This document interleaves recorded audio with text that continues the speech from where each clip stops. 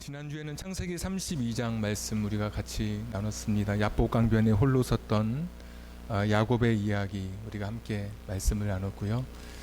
그때 하나님께서 야곱에게 하나님이 꿈꿨던 나라, 하나님 나라의 이름을 비로소 말씀해 주셨습니다.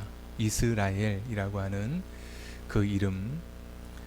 드디어 야곱의 시대에 아브라함과 이삭에게서 시작됐던 배태됐던 하나님 나라가 야곱의 시대에 면모를 갖춰가기 시작합니다. 나라 이름도 생겼죠. 자손의 약속이 있었는데 4명의 아내로부터 12명의 자식을 거느리는 가장이 되었죠. 함께의 약속, 보호의 약속을 해주셨는데 유전자 변형 이후에 야곱이 말하기를 이것은 하나님께서 함께 하심, 하나님의 함께의 은혜였다라고 고백하고 있습니다. 이제 남은 것은 땅만 남았습니다. 가나안 땅, 이 땅, 약속한 그 땅만 야곱에게 주어지면 이제 하나님 나라, 이 땅에 실체가 있는 하나님 나라가 세워지게 됩니다. 그래서 말씀을 성경을 33장, 34장, 35장을 보면 이 창세기의 저자가 야곱이 지금 머물고 있는 땅이 어떤 땅인지를 계속해서 기록하고 있습니다. 가령 예를 들면 33장 한번 17절 보십시오. 33장 17절 야곱은 숫곳에 이르러 야복강을 건너서 숫곳에 이르게 되고요. 18절 33장 18절 야곱이 밧단 아람에서부터 평안히 가나안 땅 세겜 이렇게 나오죠. 숫곳만 하더라도 아직 가나안 땅이 아닌데 드디어 가나안 땅에 정착하게 되었습니다. 그리고 35장 6절 한번 넘겨보시죠. 35장 6절에 보시면 야곱과 그와 함께한 모든 사람이 가나안 땅 누스 곧 베델에 이르고 굉장히 자세하게 그 땅 어디에 머물렀는지를 계속해서 추적해 가고 있고요. 35장 27절 야곱이 기랏 아르바의 마므레로 가서 그의 아버지 이삭에게 이르렀으니 기랏 아르바는 곧 아브라함과 이삭이 거류하던 헤브론이더라. 하나님 나라의 시작이 있었던 그 원점으로 야곱이 다시 돌아오게 된 거예요. 형을 피해서 삼촌집 하란으로 떠났던 야곱이 다시 가나안 땅으로 돌아오는 그런 이야기가 33장, 34장, 35장에 계속 기록되어 있습니다. 그러니까 야곱이 걸었던 그 길 가운데 야곱의 행로 속에는 보이지 않는 하나님의 발자국, 하나님 나라를 세워가시려는 하나님의 계획과 섭리가 있었음을 우리가 알게 됩니다. 이 땅에 하나님의 나라를 세우시려고 했던 하나님께서 야곱의 삶에도 개입해 주셔서 마침내 다시 약속했던 그 가나안 땅으로 야곱과 함께 돌아오시는 야곱의 발자국, 발자취를 통해서 하나님의 약속을 우리가 다시 확인하게 되는 것입니다. 그러니까 야곱의 걸어가는 길 속에 하나님 나라가 지금 점점 구체적으로 세워져 가고 그 면모가 드러나고 야곱을 통해서 이 땅의 하나님 나라의 실체가 이제 좀 손에 잡히는 것 같은 이름도 나왔으니까 보여지는 그 이야기가 야곱의 이야기의 이제 핵심이라고 말할 수가 있습니다. 그래서 오늘 본문도 오늘 33장, 34장 두 장을 다 해야 되는데 오늘 우리가 34장을 읽었는데 지금 야곱이 걸어가는 길은 하나님 나라라고 하는 실체가 있는 하나님 나라의 완성을 위해서 하나님 나라의 건설을 위해서 걸어가는 길 속에 그런 행로 속에 일어난 돌발적인 한 사건이 오늘 34장에 기록되어 있습니다. 야곱의 외동딸 디나가 낯선 곳 세겜에 구경하러 갔다가 그만 그곳에서 그 땅의 추장이었던 한 사람에게 성폭행을 당하게 됩니다.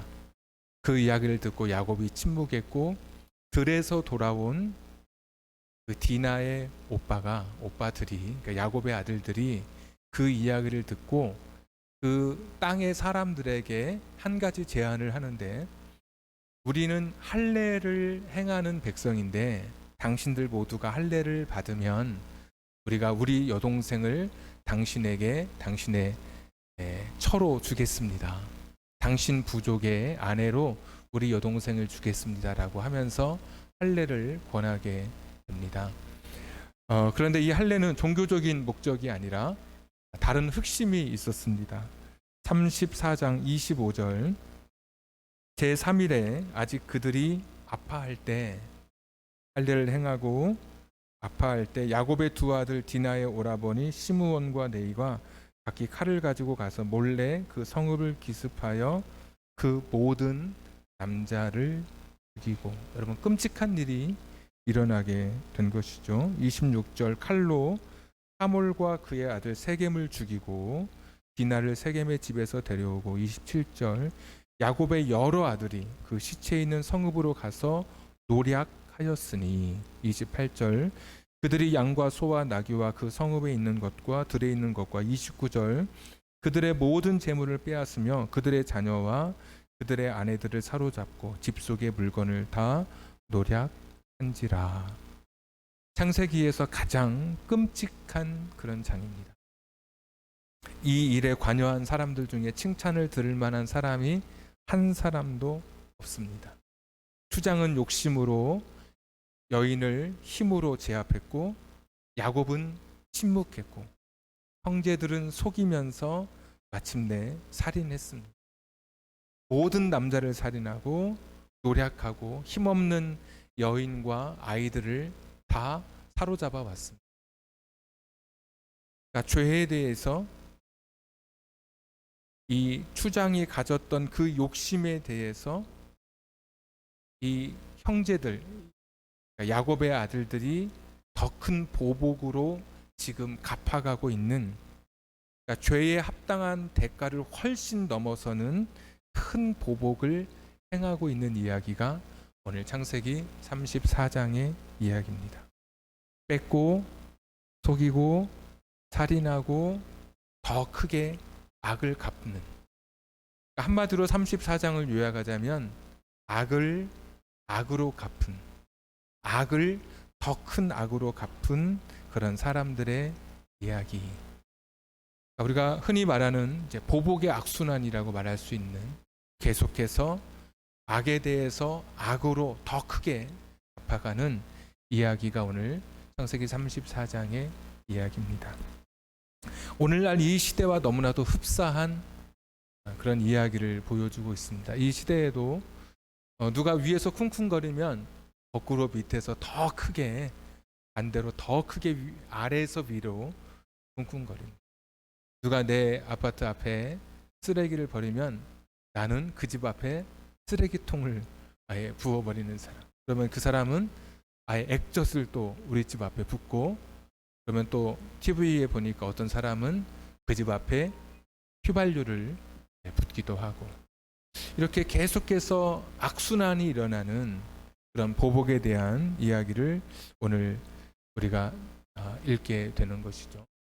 나중에 야곱이 죽기 전에 아들들을 축복하는 장면이 나오는데, 창세기 49장에 가면 오늘 살인의 대표자가 되었던 시므온과 네이를 향해서 자기 자식인데도 저주합니다. 너희는 폭력적인 칼을 쥐었다 그러면서, 너희는 기분 내키는 대로 너희의 그 성질을 참지 못하고, 너희의 분노를 참지 못하고 사람을 죽였고, 그리고 너희가 원하는 대로 소의 힘줄을 끊었다고 이야기하면서 시므온과 네이를 향해서 이스라엘에서 흩어지는, 모여서 살지 못하고 흩어져서 살게 되는 그 저주의 이야기를 야곱이 하게 되는 것을 보게 됩니다.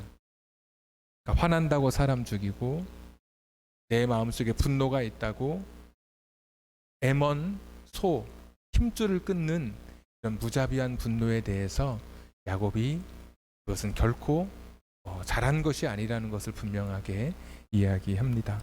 우리 성경 한 절 찾겠습니다. 창세기 34장 7절 한번 보십시오. 창세기 34장 7절. 야곱의 아들들은 들에서 이를 듣고 돌아와서 그들 모두가 근심하고 심히 노하였으니 이는 세겜이 야곱의 딸을 강간하여 이스라엘에게 부끄러운 일, 곧 행하지 못한 일을 행하였음이더라. 여기 이스라엘은 개인의 이름일 수도 있지만 앞에 야곱의 딸 나오고 또 이스라엘에게 이렇게 두 번 나오는 거 보면 뒤에 이스라엘은 한 나라를 가리키는 새로운 나라, 하나님이 주셨던 하나님의 나라의 그 이름인 이스라엘을 가리킨다고 우리가 해석할 수 있습니다.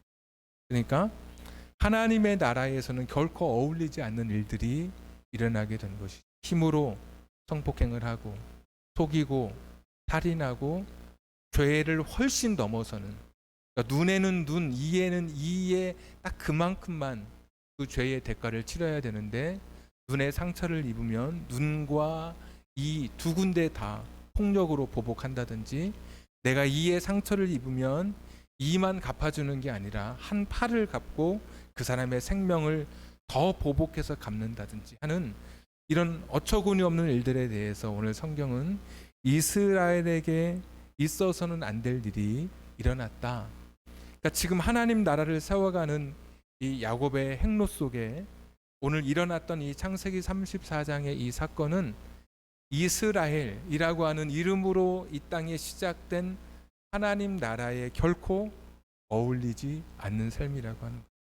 하나님 나라에서는 누구를 속이고 뺏고 죽이고 힘으로 제압하고 사기치는 것은 하나님 나라의 삶과 전혀 어울리지 않는 삶이에요.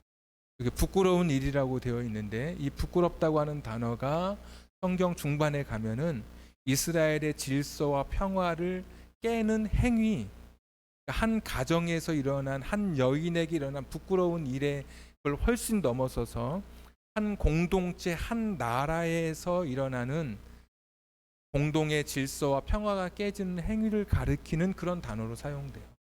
그러니까 오늘 창세기 34장에 읽어봤던 가장 끔찍했던 이런 사건들, 빼앗고 속이고 죽이고 자기 분노를 참지 못하고 어린아이들, 여인들을 다 끌고 오고, 얼마나 끔찍합니까?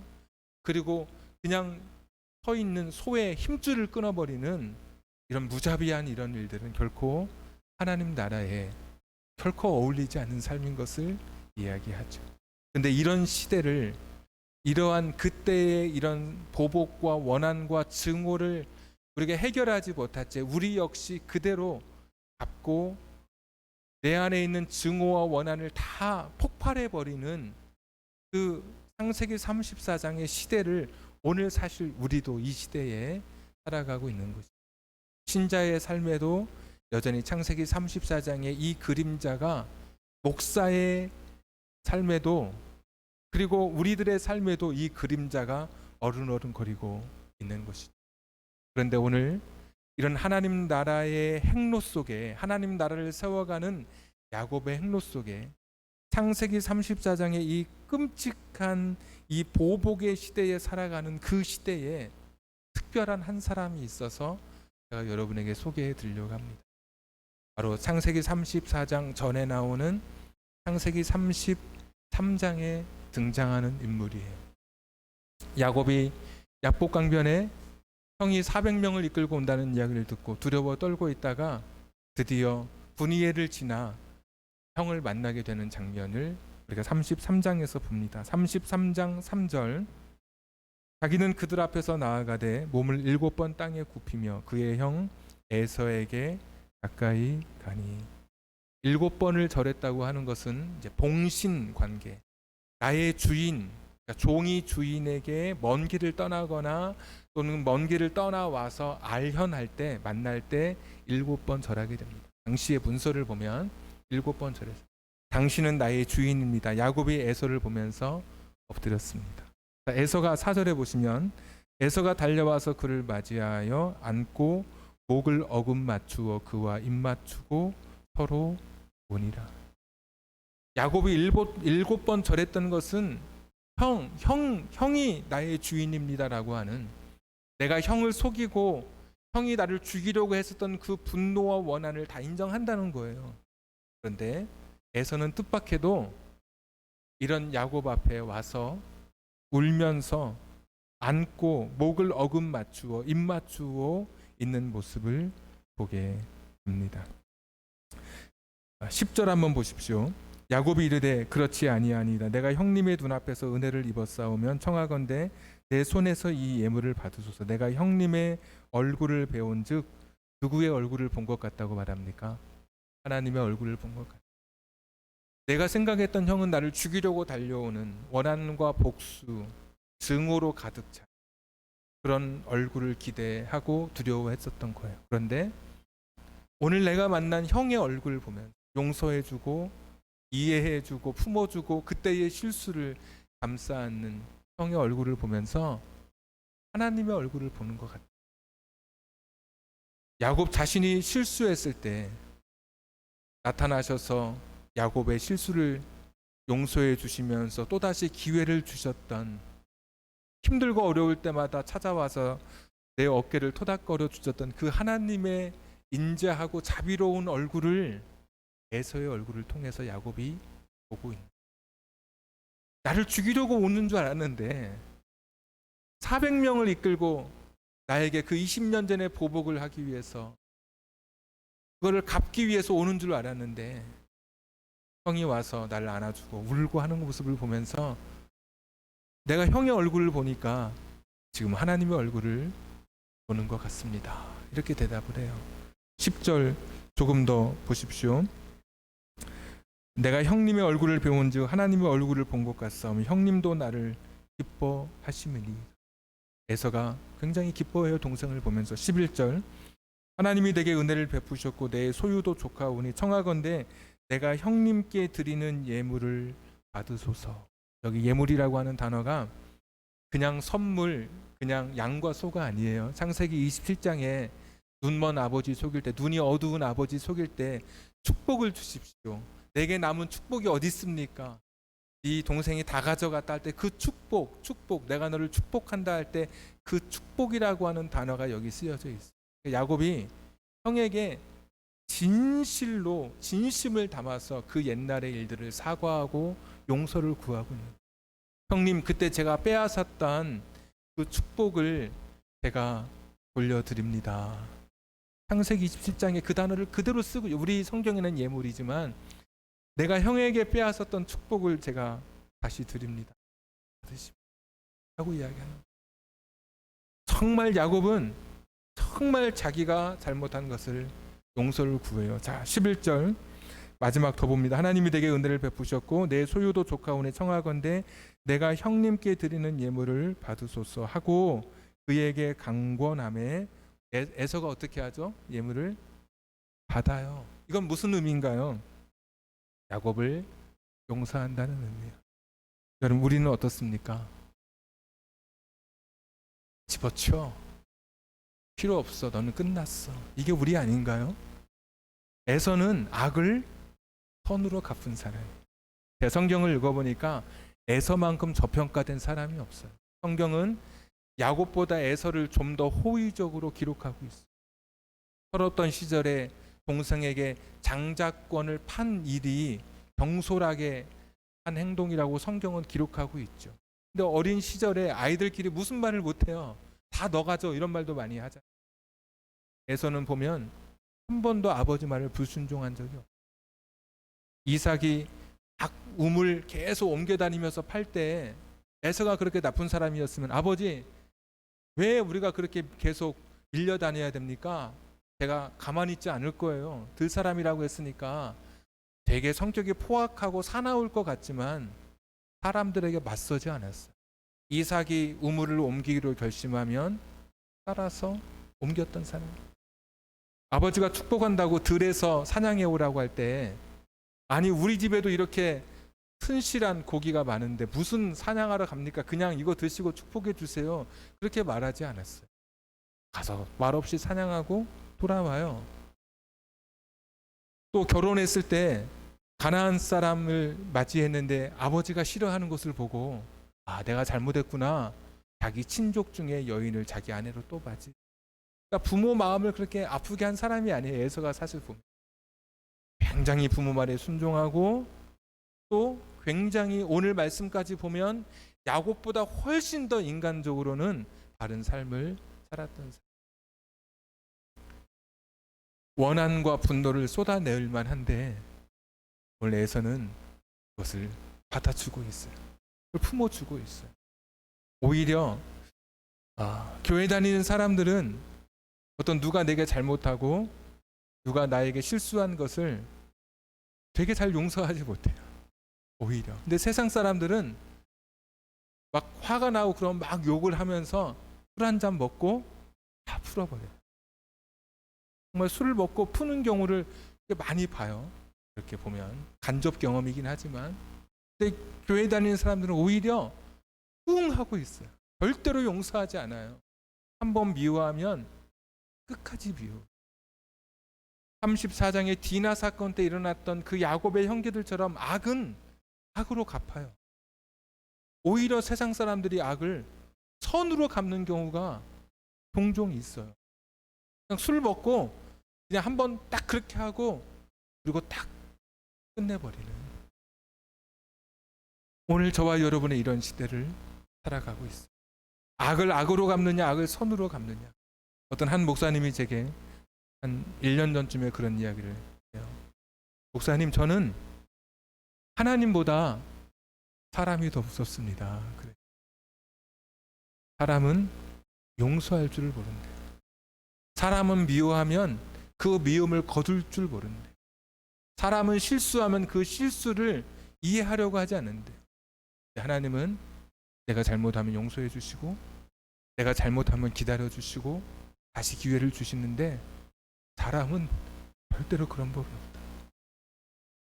하나님이 무서운 게 아니라 사람이 더 무서운 것 같다고 그런 이야기를 하셔요. 오늘 이 시대에 여전히 지금도 많은 사람들이 하나님의 나라, 하나님의 백성으로 살아가는 이 삶을 고백하면서도, 내가 예수 그리스도 영접하고 하나님의 자녀가 됐다고 고백하면서도 여전히 하나님 나라에 어울리지 않는, 아까 34장 7절의 말씀처럼 이스라엘에게 결코 어울리지 않는 지금도 살아가는, 여전히 목사, 장로, 권사, 집사이면서도 여전히 분노하고 원한과 증오를 가지고 보복하고 나의 마음에 있는 것을 다 쏟아내고 폭발해버려야 성격이 후련해지는 삶을 살아가는가 합니다. 그러나 오늘 33장에 보여지는 오히려 에서라고 하는 이 사람이 보여줬던 이 특별한 이야기는 가지고 있었던 원한과 증오를 다 내려놓고 악을 악으로 갚지 않고 악을 선으로 갚는, 우리가 오늘 살아가야 할 하나님 나라의 삶의 모습을 우리에게 그대로 투사하고 있는 그런 인물인 것입니다. 내가 사는 세상은 내가 살아가는 삶으로 내가 사는 세상이 만들어지는, 그러니까 나의 본성을 따라 내가 살아가는 세상이 결정돼요. 내가 증오의 삶을, 보복의 삶을, 내가 원수 갚는 삶을 가지고 그 본성을 지닌 채 살아가면 내 삶은 지옥의 삶을 살아가는 거고, 내가 용서하고 내가 이해하고 원한을 내가 풀어주고 갚아주고 내가 그 삶을 이해하고 내가 누군가를 선으로 갚는 삶을 살면 사람은 천국을 살아가는, 그러니까 내가 가진 본성을 따라서 내가 살아가는 삶의 이 세상이 결정되는 거예요. 지옥을 사느냐 지금도 하나님 나라를 사느냐는 오늘 내가 어떤 삶을 결단하느냐에 달려있어요. 야곱이 34장 마지막쯤에 보면 벌벌 떨어요. 왜? 자식들이 아버지에게 말도 하지 않고 피투성이가 돼서 돌아온 거예요. 알고 봤더니 그 세겜성에 있는 모든 남자들을 다 죽이고 피투성이가 된 채 돌아오고, 보니까 힘없는 아이들, 여인들이 호박에 다 묶여서 포로로 끌려왔어요. 여기저기서 소의 힘줄이 끊겨서 울부짖는 소들이 여기저기서 울리고, 아버지에게 지옥인 거예요. 그 순간이 지옥인 거예요. 그래서 말하기를 급히 떠나야 된다. 우리가 이곳을 떠나지 않으면 다른 가나안 사람들이 우리를 해할 것이라고, 분명히 우리에게 보복할 것이라고 어서 빨리 그곳을 피하자고 하면서 가족들을 이끌고 떠나가게 돼요. 그러면서 베델도 가고 이렇게 가게 되는 것이지만 그 순간은 야곱은 지옥인 거예요. 내가 보복을 멈추지 않는 한 내게 있는 이 악을 악으로 갚아가는 순간은 나는 여전히 지옥인 거예요. 누군가가 내게 잘못한 것을 나도 함께 거칠어지고 나도 사나워지고 나도 그를 향해서 같이 굳은 얼굴로 그를 대하게 될 때 내 삶이 지옥인 거예요. 그러나 에서는 오늘 야곱을 용서해요. 에서의 삶은 천국이에요. 안 그럴 것 같아요? 야곱이 쭉 순서대로 자식들을 세워요. 아내를 세우고 마지막에 또 라헬을 딱 세우고 형에게 인사시켜요. 여기는 누구니? 네, 저의 첫째 부인 레아입니다. 레아가 낳은 누구 자식들을 다 소개시켜요. 형이 볼 때 야, 엄마 품에 있었던 내 동생 야곱이 아버지도 없고 엄마도 없는 곳에 저 혈혈단신 홀로 떠나가서 어떻게 살았을까 걱정됐는데 보니까 가족을 이루었잖아요. 형으로서 대견스러운 거예요, 동생. 그리고 빈몸으로 그냥 다 찢어진 옷으로 입고 온 것이 아니라 수많은 종을 이끌고 거부가 돼서 돌아오는 것을 보면서 형으로서 너무 기분이 좋은 거예요. 야, 내 동생이 참 내 동생 잘 되니까 너무 기분 좋은 거죠. 그렇게 하고 떠나서 못 살면 더 마음이 찢어질 텐데 그래도 잘 가정도 이루고 정말 삶의 터전을 잘 마련하는 것을 보고 너무 기쁜 거예요. 아까 기뻐했다 형이 하나님 얼굴을 보는 것 같고 형이 기뻐하고 있는 모습을 고백하잖아요. 에서는 그날 너무 기쁜 거예요. 동생에게 우리 함께 가서 같이 살자 이렇게 세일 땅으로 가자라고 이야기할 만. 야곱이 거절하면서 혼자 세일 땅으로 가면서 에서는 어땠을까요, 여러분? 야, 오늘 참 기분 좋은 날. 야, 오늘 너무나 행복했던 날이다. 20년간 가지고 있었던 채증이 다 떠나가고 오늘 너무너무 감사한 날이다. 그러면서 자기의 땅으로 돌아갔을 거예요. 이게 우리 인생을 살아가는 내가 증오와 원한과 분노와 복수를 가지면 내 인생은 지옥이에요. 거기가 내가 지옥의 삶을 내 본성이 내 세상을 결정하는 거예요. 용서하고 하나님의 얼굴로 그를 이해하고 품어주고 사랑할 때 거기 하나님 나라가 시작돼요. 기쁨이 있고 천국이 시작되는 거예요. 예수님 말씀하시기를 야 오른뺨을 맞았느냐 너도 같이 오른뺨을 때리면 거기 지옥인 거야. 왼뺨을 돌려대봐. 거기 하나님 나라가 시작되는 거야. 누가 너한테 오리를 가라고 하더냐 너는 심리까지 가. 억울해하지 말고 더해. 그러면 그곳에 천국이 열리는 법이지. 하나님 나라가 오늘 나의 삶을 통해 내 가진 본성을 통해 거기서 결정되는 거야. 날마다 나를 쳐서 십자가에 복종시키면서 하나님 나라를 살아가는 거야. 하나님이 기대하신 나라가 이 나라예요. 율법을 통해서 주시고 선지자들 통해서 주신 나라가 이런 나라예요. 용서하고 참고 이해하고 누가 억울하지 않도록 풀어주고 오늘 우리의 삶에 이 하나님의 나라가 하나님 나라의 성품을 가짐으로 저와 여러분의 가정이 또 꼬여있는 인간관계 속에 일상생활 속에서 정말 여러분의 사는 곳이 하나님 나라가 되기를 주님의 이름으로 축복합니다. 우리 찬송 같이 부르고 기도하겠습니다.